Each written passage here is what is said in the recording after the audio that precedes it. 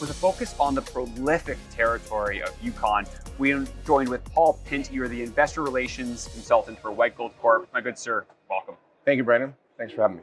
And thank you for being here. We're at PDAC right now, live from PDAC. And one thing I wanted to ask before we start really diving into the company itself is what initially brought you guys to the Yukon? Yeah, so if everyone recalls, about 125 years ago, there was something called the Klondike Gold Rush.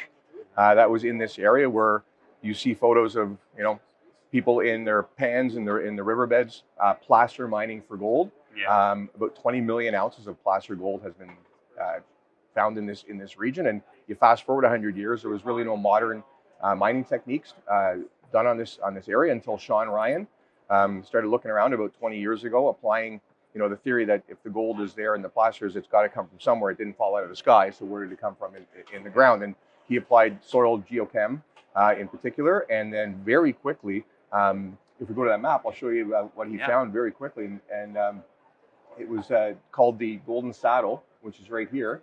A company called Inferred Resources was formed around that. And very quickly after the company was formed, they were sold for over $100 million to Kinross. Kinross is now back in as a shareholder of White Gold, and I'll get to that in a second. And so he also found the coffee deposit, which was Kaminak, that became Gold Corp, which is now Newmont. Yeah. And so this is a district scale region now. You can see the big players that are here. And what started White Gold in 2016 was a lot of these lands that he claimed were out with other companies, and they came back to Sean, and then he approached the Power One Capital Group. Immediately thereafter, Agnico came on as a shareholder. Kinross vended this property back in. They're a shareholder, and so is Eric Sprott. And we can talk a little more about that. Yeah, absolutely. Well, I'd like to talk a little bit more about Sean Ryan really quickly because, maybe someone who's just getting into investing maybe hasn't heard that name, but this is someone who's has really made a name for himself for finding something that other people just didn't think was there. Absolutely. And if you go, you can read all sorts of articles and see things on him. He was originally picking mushrooms, and it's a true story, and living in a shack, and he came up with this thought again to find out, where this gold had to have a source somewhere, and let's go find it. He's had past success. And again, if you're going to invest, one, gold where the gold is. If you want to find gold, go where they found it before.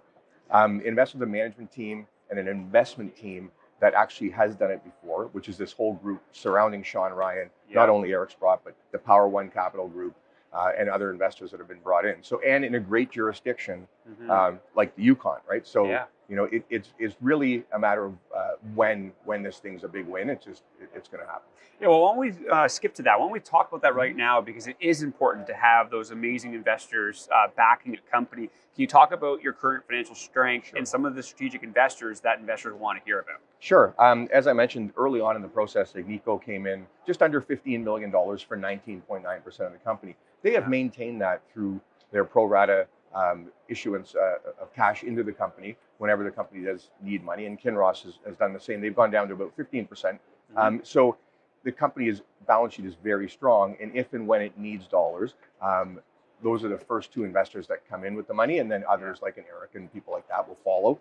Institutions have started to come on board. And so the balance sheet's very strong. We can also take advantage, of course, of Canada's charity flow-through option for raising money, which is very good for mining companies in Canada. Yeah, absolutely. And people don't know about flow-through shares. They absolutely should look into that. I started going to those last few years. Phenomenal what they can do. In terms of, this is a great region that we're looking at right now. In terms of some of the deposits or some of the projects that White Gold is currently going after, can you explain a few of them just so that investors get up to speed with that? Sure. What's really unique about White Gold, and first of all, it trades at only $25 an ounce. And so it's attractive from a valuation standpoint. I know a lot of other companies are in and around that area, but certainly the majority trade above that. As I mentioned, jurisdiction. You have an existing resource, almost 1.8 million ounces and growing at about 2 grams or just north of 2 grams per ton, which is an incredible grade if you think about Canada and open pit. And open pit actually anywhere above, anything above a gram is really good. So this is above 2 grams with great exploration upside. And if you look at something like Betty, so here's this Golden Saddle. We have the resource of 1.8 million and growing. And then just in the last year and a half, the company drilled at Betty. Their first hole hit 3.46 grams over 50 meters. And if you think about that, that's right from surface. So what's unique about this? You get a great value in a company, amazing shareholders, strategic partners, with an existing resource of almost 2 million ounces and massive exploration upside on the largest land package in the Yukon. Yeah, absolutely. Well, A question I know that I've got to ask, I already know your answer, but the fact that you guys currently have 1.8 million in indicated ounces of gold while sitting at a market cap of around 55 million, do you believe right now it's safe to say that you're undervalued as a company?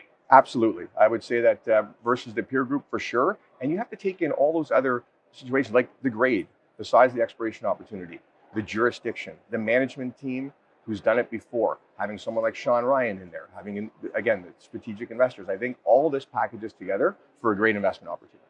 Absolutely. Well, I appreciate all this. And I have one more question for you. For investors who ask themselves, okay, this looks very interesting, but what are the next steps? What should I be excited about in the very near future? What would you have to say to that? Great question. Sometime during the first half of this year, before June for sure, there'll be an updated resource out.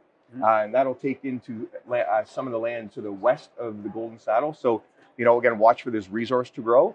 And then again, more exploration upside as the drills start to hit the ground again in May up in the Yukon. Absolutely. Well, Paul, I appreciate very much for your time. And for those who want to find out some more information, or maybe they're here at PDAC right now, where can they find you? Booth 3028. And just so you guys know, on Tuesday at 4 p.m., there'll be a raffle happening. Drop your business card in the ring. It's for 2 gold coins.